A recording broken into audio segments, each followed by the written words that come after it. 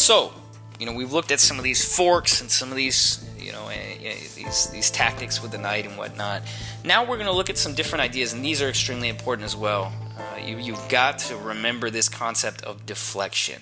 And so this is a great example. White's got the pawn in the 7th rank, so that means he's probably winning. Most of the time, that means you're going to be winning. And so now let's check out how do we actually win this position. It's not that easy. There's still a lot of tricks. There's still a lot of forks that you got to keep in mind.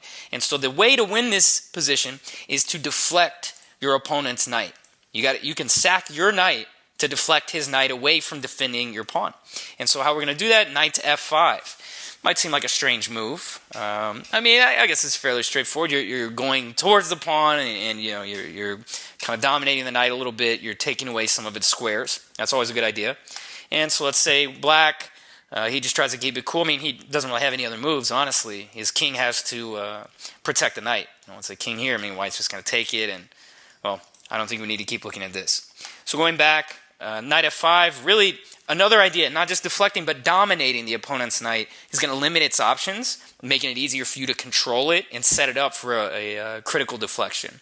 And so with knight f5, we can see limiting those squares. Also, we're threatening knight h6, right? All white needs is one check. That's why, one of the reasons why it's just so tough to hold these positions when your opponent's pawn is on the 7th rank. White is just simply threatening knight h6. A very, very basic threat, but it's effective. And so let's say black, knight f6. So he's just trying to keep an eye on the pawn. Now white has got a very nice check here, forcing black's king away from the pawn. But really the point is that wherever black's king goes, we have knight to g4.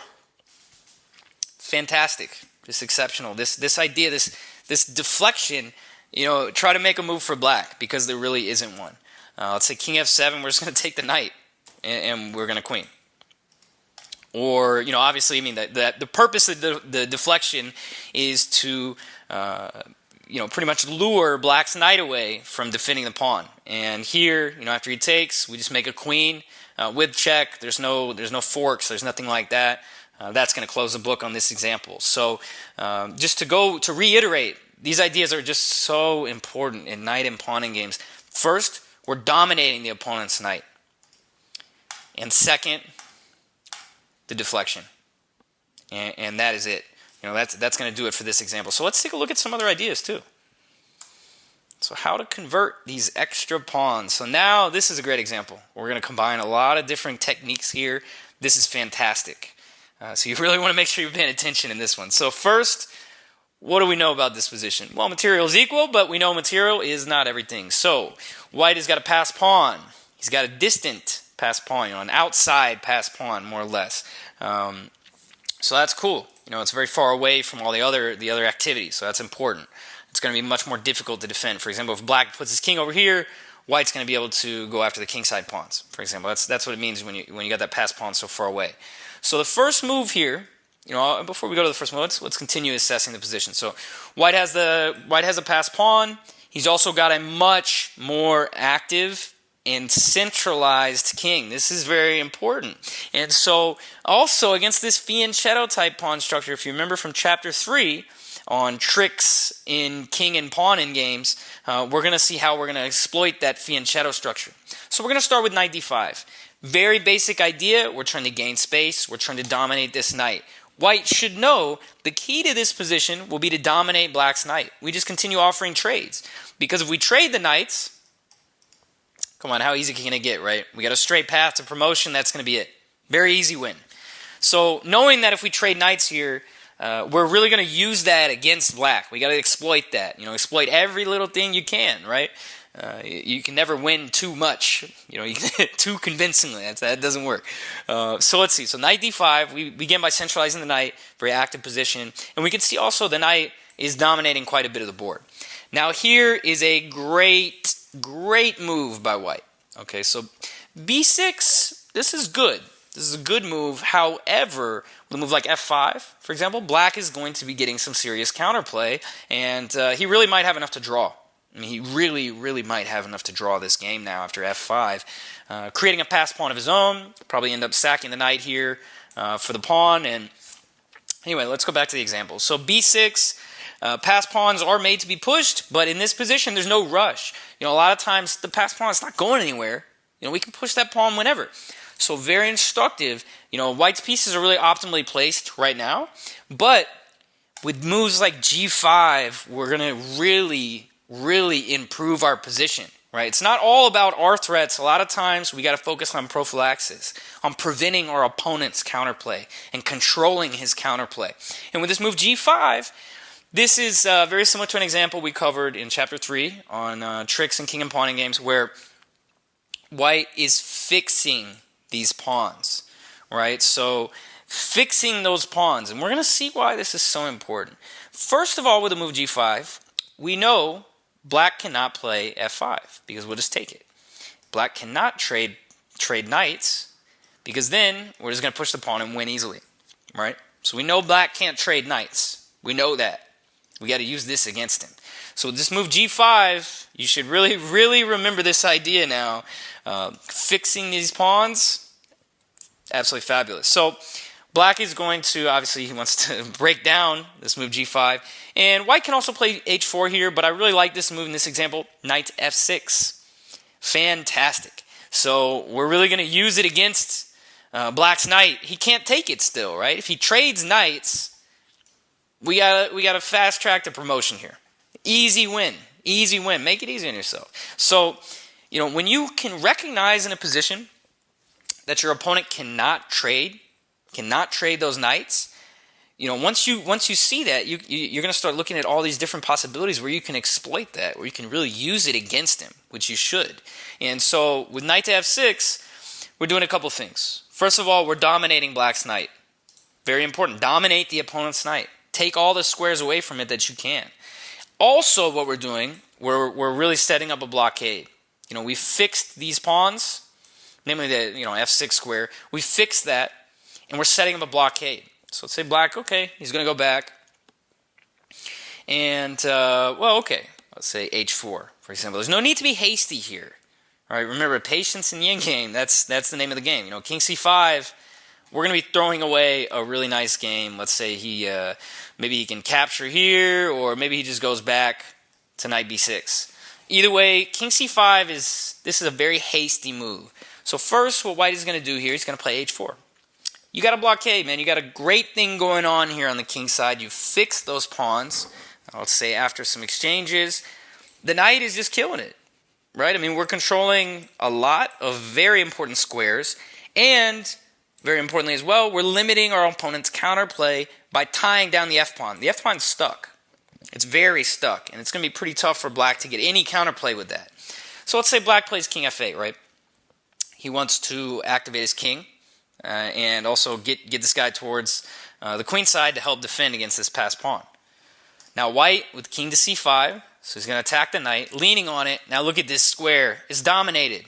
White's knight is killing it, making it really tough on black. So let's say black throws a check. Now, okay, this is inconvenient for us, but we play king d6.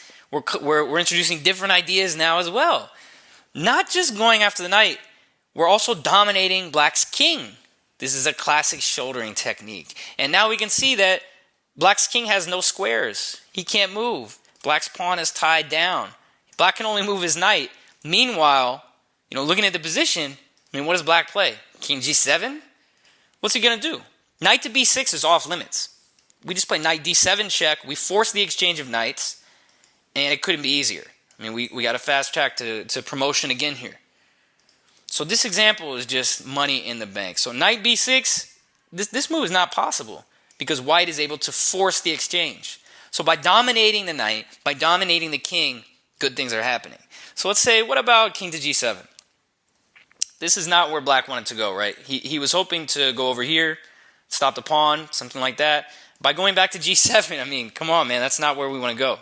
And so now white, with a move like king to c6, continuing to dominate the knight. Cannot stress how important that is. A move like king to c7 maybe is going to allow the knight some squares. Maybe knight to c5. But king to c6, this is clean because we dominate the knight. The knight is now kept very far away. And let's say black, okay, he obviously wants to get the king active. He can't really move his knight. Now it is b6. Looks like black is pretty much got to sacrifice the knight on the spot. Every move is important in any endgame. The game's not over until you shake on it. So you really want to make sure you're extracting the absolute most out of the position. And so that's what we're working on. B6 here. Black sacks the knight. Really no alternative to stopping it. And so in this position, we're also going to see the power of those fixed pawns, those blockaded pawns on f7 specifically. Even though white's king is really far away, this is it can be a fairly common idea, where let's say the defending side, black here, would sacrifice the knight, and his king would be able to come over here and get this pawn, and he would be able to force a draw. In this position, it's not possible, and mainly because white did a great job of fixing the opponent's pawn structure before pushing his passed pawn. And so now it's king e6. White has got his eyes on the prize. Let's go chow down on some of these pawns. And with king f5, white just goes knight h7. Black can resign. I mean, this is over. White maintains the blockade and defends his own pawn. And let's say black, he can try to defend for a move, but he's going to lose these pawns. And once he does, white can do whatever he wants. Once he does, this is really easy. I mean, white's just going to push and make a queen here. So great example, really combining a lot of different techniques there. So let's push forward here. Let's look at some other techniques. This is a great example as well. In this position, black should be able to draw this, and without too much difficulty. So let's go ahead and start with for example, with white's king on d7 here. And so this is an example from GM Averbach. I believe he created this in 1979, created this study. And what we're going to see here is with the pawn on the 6th rank, black should be able to draw without too much difficulty. Now, you should be a little nervous with the pawn so far advanced, but it shouldn't be too hard to draw. So let's start here with king d7. Let's go ahead and start this position for black. So it's not going to be that easy. First of all, we're keeping we got to keep the pawn off the 7th rank. We got to use some tricks here. We're going to have to use some forking ideas. Meanwhile, white is going to be trying to deflect black's knight. He's going to try to dominate it. Knight's already pretty dominated, but now white's going to have to deflect it away from these critical squares. So black, there's no need to move the knight. We can keep it here. And there's really nowhere else to move the king, so king g7 I think is a natural move. And the burden is on white. White needs to make progress. So king to e8, this is a nice idea. It looks a little weird putting the king in front of the pawn, but step by step, right? Baby steps. If white can get the pawn to e7, he's going to be doing good, right? Getting it to e7 without black being able to capture it. Sack the knight. And so now black, obviously, he doesn't want to play knight f6. He does not want to trade knights, because now white controls the queening square and he will win easily. So let's go back. King g7, king e8. So white is doing a good job of controlling some critical squares.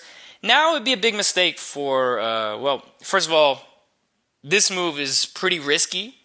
Knight e7 looks like you force the trade, but actually this is a pretty neat move. King f6, and black is going to be able to draw this. If he sacks the knight, but he gets the pawn, it's a draw. A lot of tricks in these knight and pawning games. So let's go back. So we're looking at after king to e8. Black, it's really going to be a lot easier and probably required. He can't get his king too far away from this area, from the pawn. And so, moving something like king h7, you're just moving away. It's not a good idea to move away from the pawn like that. That's really a great way to get yourself in some trouble. So I think better here, we're going to use some tricks. What about knight h6? I know you're probably thinking, well, what about the pawn? Can he just play e7? And no, he can't, because all we have to do now is just move the knight here. Unfortunately, the pawn can't move. The king's in the way, and black is going to be able to sack his knight for the pawn, forcing a draw. So king here, we sack the knight. It's a draw. So, this move knight h6, we are kind of setting some tricks here. It's pretty clear. White's knight is doing a great job of dominating this knight. White is going to try to throw some deflections. Black needs to watch out, but he should be able to draw this position. Let's see, knight to e7. So let's say white continues dominating the knight. This is very, very, very important. dominating the knight. So important. Now black can't move here. He also can't move to f5. Both these squares are covered by white's knight. It's not leaving him too many options. However, king to f6 leans on the pawn. This forces white to defend the pawn. Black, again, the burden of proof is on white. He's the one trying to win here with the extra pawn. Black he can mess around all day. He can do whatever he wants. Or not mess around, but I mean white is the one that needs to make progress. Repeating moves is good for black. So let's try some more tactics for white. Let's say we're back where we started here. We're exactly back where we started. And, white can keep trying to massage the position and find a way in, but I just don't believe there is a way in. And finally, if he plays e7, we just have simply knight to f5, and, there's no move for white here. Whatever he does, it doesn't matter. Black is just going to sack the knight and force a draw on the spot. Hello, you've just watched a free preview video for one of the premium videos in our shop. If you've enjoyed this free preview, please consider buying the full version to help support our team and to help further the chess community by allowing us to release more free content on YouTube. If you would like a 15% discount on any of our videos, simply select the video and type in the code YouTube15 at checkout. Also, if you haven't done so already, please consider subscribing to our channel. It's 100% free, and you will be informed of all the free previews and videos that we release in the future. You can do so by going to our channel at youtube.com/onlinechesslessons and clicking the subscribe button. We hope you've enjoyed this video, and we appreciate your support. Thanks so much.